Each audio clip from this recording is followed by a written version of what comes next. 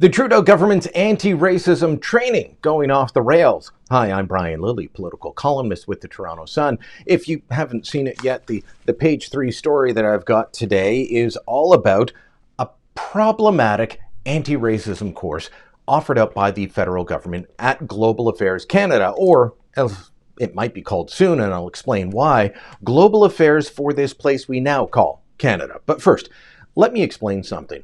No one should be in favor of racism, and we need to do what we can to stamp it out. And I'm not against anti-racism training, but I am against cultural Marxism, critical race theory, and other hard left agendas being put through without any critical thinking on what's being offered to public servants who have no choice but to take these courses.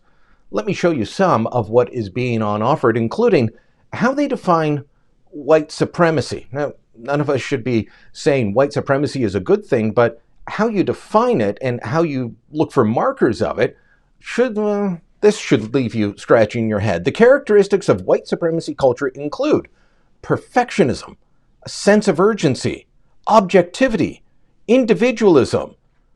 There's a lot of other things on here, but how are these markers of white supremacy? And if that's how you define it, can we have an objective conversation about this slide that is put forward in front of members of the civil service, or is just calling for an objective conversation something that is white supremacist in and of itself?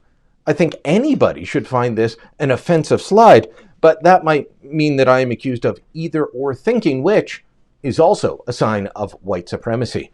Now, there are some things on here that are clearly white supremacy, and the government does acknowledge that, including wearing blackface, say like the guy who now leads the country.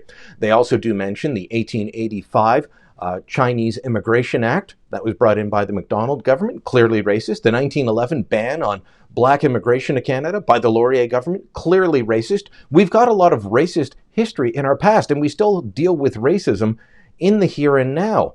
But how does this deal with any of that? How does saying that people who are not white can't be racist actually help anything? If you believe that, you are either living in a fantasy world or you've never actually been around multicultural groups of people who often don't like each other. Groups of people who aren't white will often not like each other. We see this in daily life. We still need to call it out and not have a kumbaya moment where literally they are told only white people can be racist, especially in this place we now call Canada. Why do I mention that?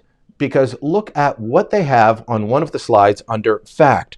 Racism and colonialism, foundational to this place we now call Canada. That's right, it's not Canada, it's this place we now call Canada. They go on to say, Canada, a colonial settler society, is a concept based on many myths, including European discovery and harmonious multiculturalism. This, ladies and gentlemen, is not training, it's indoctrination in a far-left agenda. Let's put the agendas aside, let's deal with real issues like racism, and let's find ways to get along and live side by side, rather than using courses like this that only create more division.